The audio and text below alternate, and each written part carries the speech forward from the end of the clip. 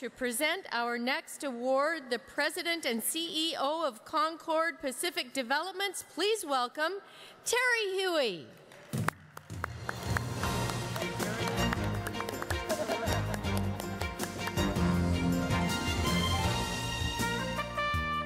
Before I announce the recipient of this award, I want to say something that probably other people will be saying on stage later in the evening, but I want to say it.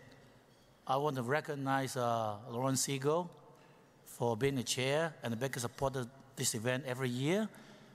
And not just that, for showing his leadership and the support they bring. This is an important event. I'm here, of course, because of that, but good part of it because Lauren called me. And I'm sure a lot of you came because of that. And of course, for the many other important charitable events and causes that the Siegel family is supporting. So I think the Siegel family deserve a big round of applause from us.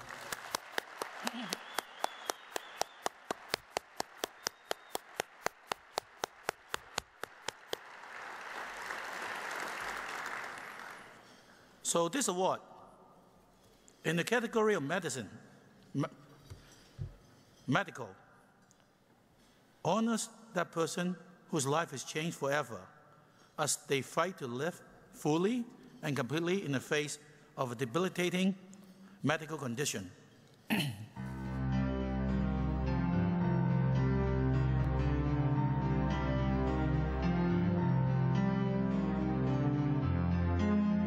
Basically, it was a death sentence. You have 1 year to live, she was told. She had always been sick as a child, but now there was a diagnosis. Cystic fibrosis. There's no hope. She remembers looking at the doctor in disbelief, the throb of life passing by outside the small room, and she thought, no, I am not going to die. This is not going to beat me. I am going to live to be old and gray-haired. And the doctor shook his head and gently took her hand. Go home and try to enjoy your last year. She was 14 years old. Her name is Margaretbenson. You don't have to know Margaret very well to know when she sets her mind to something, nothing is going to stop her. Against all odds, she lived past her 15th birthday. Gratefully, her lungs were relatively clear, and she used physical exercise as her physiotherapy. Her dream was to be a teacher. Doctors told her she was crazy. Not only would university be too taxing on her body, but the teaching environment was full of germs that were the mortal enemy of cystic fibrosis sufferers. But for Margaret, beating the odds was a way of life.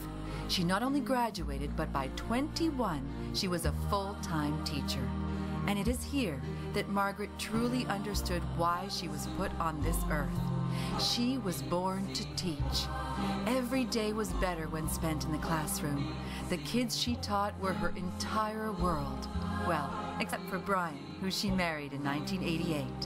Not only was he cute, but he completely accepted the realities of loving someone with cystic fibrosis. With Brian at her side, she approached every challenge with energy and determination. Early on, she developed diabetes, a common complication of CF, but it didn't slow her down, not for a moment. Life was what you make of it, and Margaretbenson was determined to live life to the fullest. As Margaret turned 30, double the life expectancy predicted at 14, she began to have medical complications. When she needed treatment, she did it in the summer so as not to miss work. But soon the complications became severe. In 1998, she had a terrible lung infection and developed congestive heart failure. She was given last rites, but somehow she clung to life. Every single day was a gift. Every day, one day more. Every breath, one more gift of life. Because doctors said her life was over unless she could get a double lung transplant. She was 39 years old. For over a year, Margaret was in the hospital on oxygen. Waiting was agony. And then she received the call. On November 30th, 1999, at 7:20 in the morning, Brian drove Margaret to St. Paul's Hospital for a double lung transplant. There There was nothing easy about the surgery. Complications saw the last rites administered again. But Margaret was not done yet, not by a long shot. Little by little, she began to recover. 10 days after her surgery, she suffered a stroke, but miraculously only suffers some numbness today and retains full movement.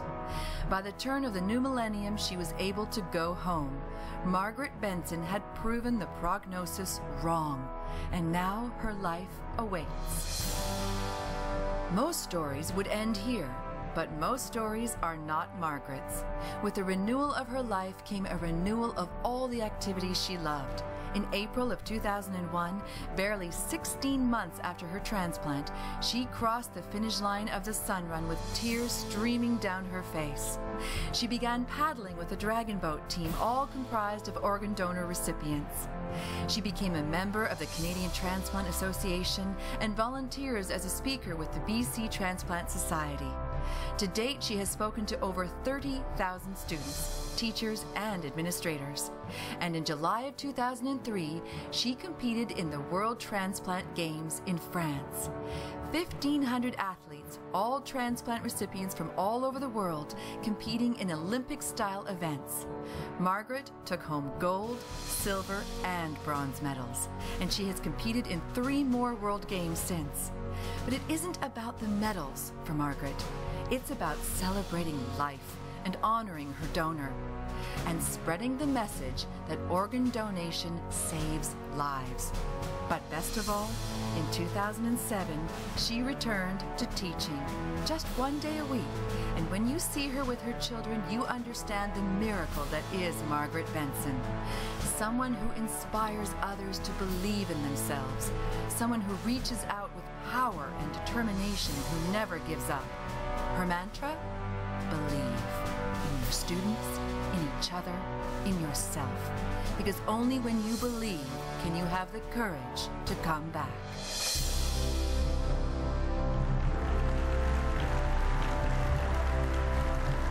Ladies and gentlemen,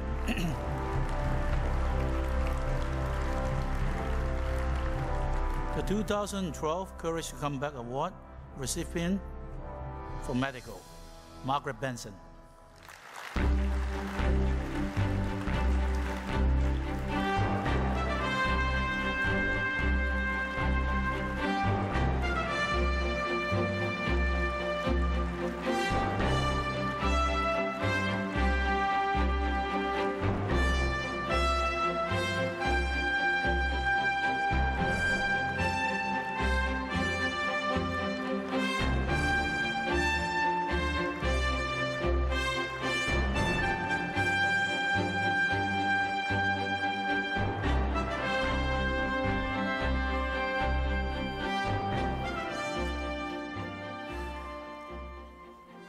I just need to take a moment to take this all in.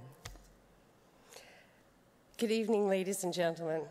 First, I'd like to thank everyone associated to the Coast Mental Health Foundation and the Courage to Come Back Awards for this extraordinary honor and this incredible evening. To the committee who had the very difficult task of choosing the 6 recipients for the Courage to Come Back Awards, I want to thank you for this very special recognition. I was honored to be chosen, but also very humbled to receive this award amongst the other incredible recipients. To the other recipients of the 2012 Courage Awards, congratulations. Your stories inspired me, and I am proud to be a part of this amazing group of recipients. There are so many people I need to thank for helping me to get through my life journey thus far and to this evening. People who have made my life not only happier, memorable, and extraordinary, but possible. Always it starts with family and friends, who without them I could never have made it through. I love my dear friends who have been there through the ups and downs. Thank you for never judging me, but standing by me and loving me.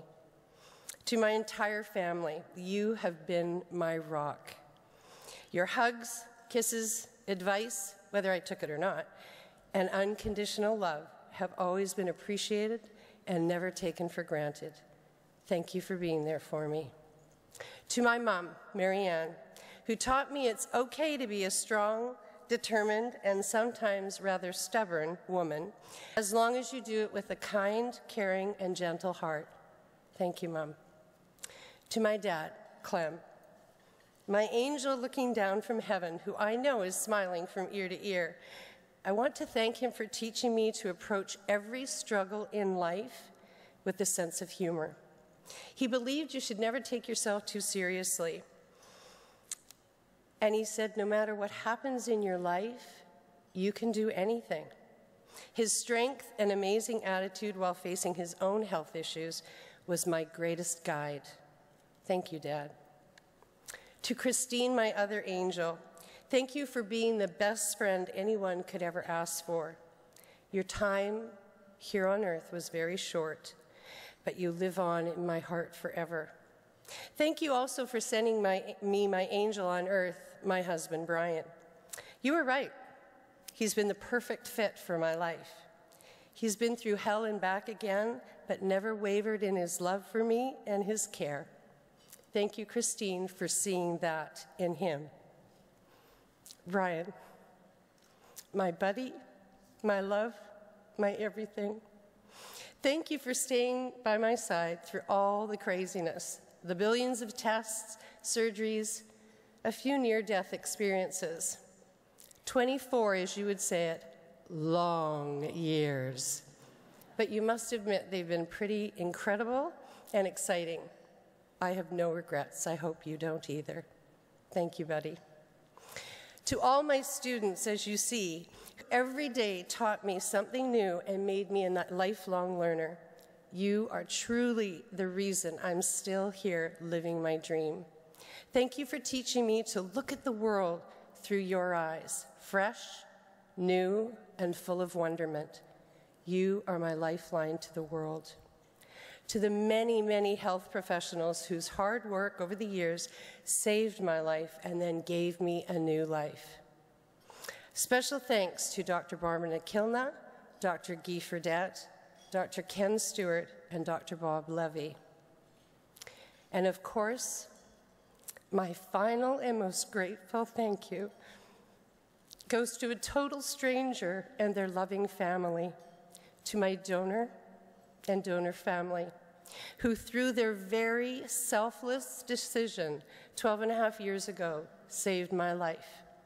There are no words powerful enough to portray my gratitude for what you did for me, my family, and friends. How do you appropriately thank a family for giving you the gift of life while at the same time honoring the loved one that they lost? You can't. The only thing that I can do is to thank them by giving back to others. By sharing my story, I also share their story. With every breath I take and everything I do for them and my donor.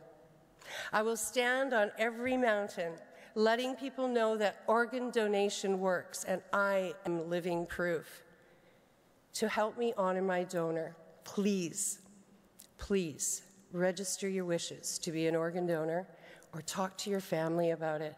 It is the easiest thing you can do, and it is the greatest gift you can give. Finally, remember to believe. Believe in everything real and imaginary. Believe in your dreams and your goals, but most importantly, believe in yourself.